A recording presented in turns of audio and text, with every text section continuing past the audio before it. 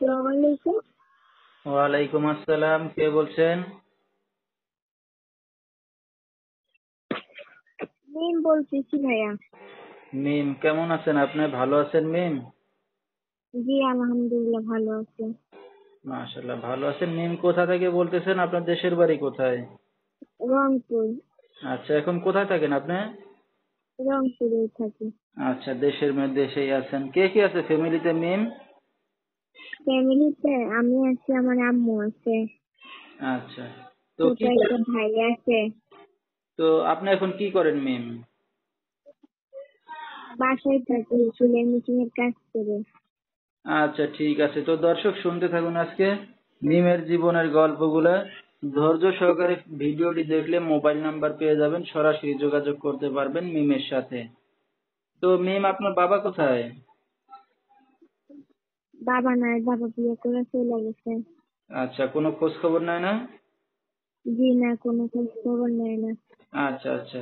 আপনার মা কি করে এখন? মা বাড়িতেই থাকে। আচ্ছা, আপনার মা কোনো কাজ বাজ করে না? হ্যাঁ করে, হালকা পাতলা টুকিটাকি কাজ করে। আচ্ছা, আপনিও কাজ করেন, আপনার মাও কাজ করে। জি। ঠিক আছে। তো মিম, লেখাপড়া কতদূর করছেন আপনি?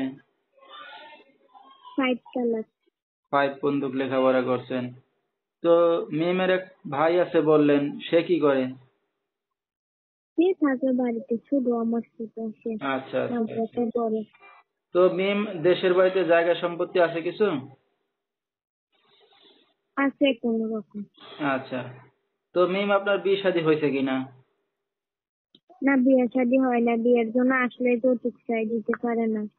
আচ্ছা আচ্ছা, গরিব ঘরের মেয়ে হইলেই সমস্যা। বিয়ের জন্য আসলেই যৌতুক হুম। টাকা পয়সা চাই নাকি? হ্যাঁ হ্যাঁ। তো মিম, এই মিডিয়ার সামনে আসছেন এখন কি উদ্দেশ্য করে? আসছে একটা ভালো মনের মানুষের জন্য, যে কিনা আমার পাশে থাকবে, আমার দায়িত্ব নিবে সবসময়, আমার বিয়ে শাদী করবে। আচ্ছা আচ্ছা, কেউ যদি এখন আপনাকে বিয়ে শাদী করতে চায় দায়িত্ব নিয়ে, আপনি রাজি হবেন? হ্যাঁ রাজি হবো। আচ্ছা, ঠিক আছে। তো মিম, এখন আপনি মিডিয়ার সামনে আসছেন, আপনার মা জানে? মাকে জানায় আসছেন? হ্যাঁ হ্যাঁ, আম্মু জানে। আচ্ছা, ঠিক আছে। তো এখন যদি আপনার বিয়ে শাদী হয়ে যায় তো কারো দায়িত্ব নেওয়া লাগবে মিম? কার দায়িত্ব? আমার একটা মা আছে, ছোট একটা ভাই আছে। আমার দায়িত্ব যে নিব, সে তো আমার মা ভাইরেও দেখতে পারবে, তাই না? আচ্ছা আচ্ছা।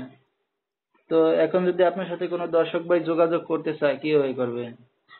এই যে আমার ভিডিওতে ফোন নাম্বার দেয়া থাকবে। আচ্ছা, তো নাম্বারটা বলতে পারবেন আপনি?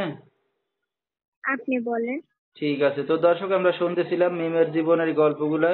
যেহেতু গরিব ঘরের মেয়ে, বাবা নাই, তো এখন সবকিছু জেনে শুনে তার পাশে এসে যদি কেউ দাঁড়াতে চান বা বিয়ে শাদী করতে চান বা দায়িত্ব নিতে চান, এই নাম্বারে যোগাযোগ করলে মিমকে পেয়ে যাবেন। 018063267 এই নাম্বারটাই হলো মিমের। তো মিম, রাত বিরাত্রে অনেক দর্শক আপনাকে ফোন দিবে, কোনো সমস্যা হবে? জি না, সমস্যা হবে না। ঠিক আছে। তো বিস্তারিত জানতে দর্শক সরাসরি ফোন করবেন।